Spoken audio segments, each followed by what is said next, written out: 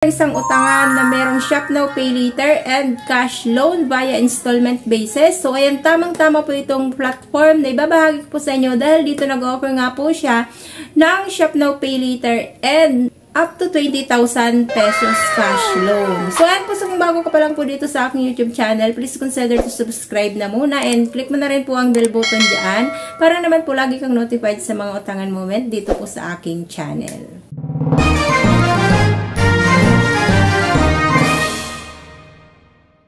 Disclaimer na muna, so hindi po ako dito promoter or ahente ng platform na babanggitin ko dito. It's up to you na po or decision nyo na po yan kung susubukan nyo rin po itong utangan or hindi. Tinutukoy ko na platform na ito ay si Madali Loan Installment Loan. So, under po siya ni Quark Financing Corporation. So, nag-rate na po siya kagad ng 4.5 star and then 31,000 reviews. So, requirements lang po niya dito, over 18 years old, Shop Now and Pay Later minimum repayment period is 91 days and maximum is 120 days. So, loan amount is started from 2,000 up to 20,000. So, transaction fee is 0. Kailangan mo lang daw dito, meron kang isang government valid ID and then pwede ka na po dito mag-apply. So, ayan po. So, install natin ito si Madali Loan. So, after nyo po yan ma-install, so makikita nyo po, kailangan nyo po dito mag-login or mag-register using your cellphone number. Meron po yan dyan silang papadala na verification code. So, copy and paste lamang po and then login po kayo. So,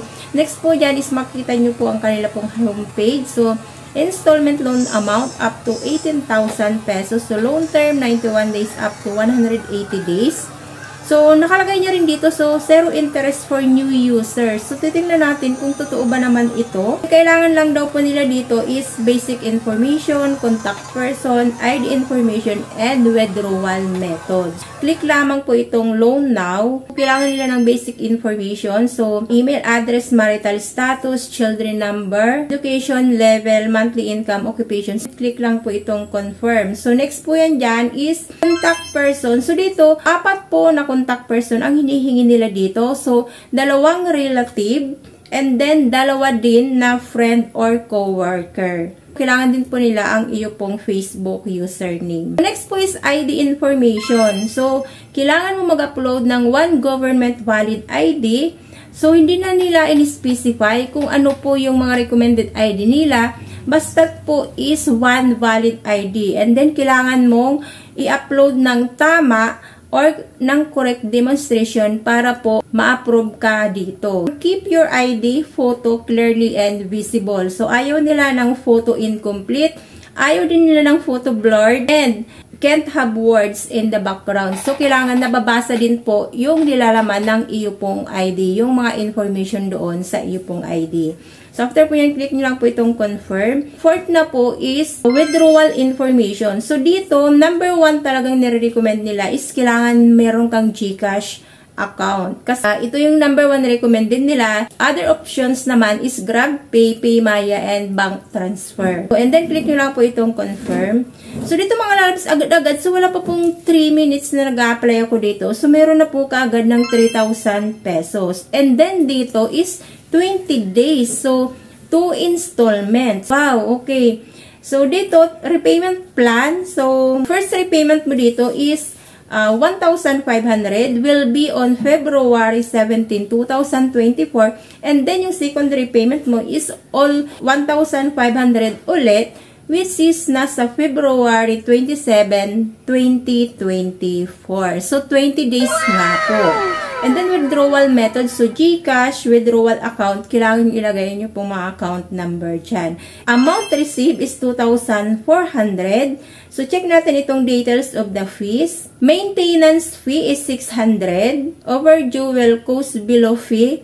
So, 23 pesos per day. Overdue interest. Pag-isipan ng maigi dahil pinakita nila dito kagad na 20 days nga yung repayment na binigay nila. 3,000 pesos na in-approve is magiging 2,400 na lamang yun dahil yung 600 pesos po doon is yung maintenance fee.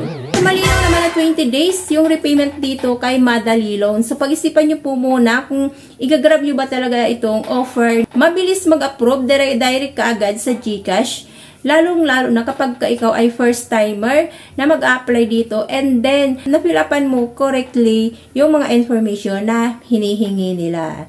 So, gano'n lang po mga lalabs kasimple kapag gusto mo talagang, kailangan mo talaga ng pera at gusto mong ma-approve sa isang loan online application. So, kailangan mo lang po talagang makumpleto or kailangan mong sumunod doon sa mga instruction nila, lalong-lalo na po kapag ikaw ay nag-upload ng isang ng iyo pong ID. So, ayaw nila ng blurred, kailangan nababasa kung ano yung nilalaman ng iyo pong ID. So, click nyo lang po itong get money and mabilis mag-approve. So, wala pa po talaga siyang 3 minutes na disburse ka agad sila dito.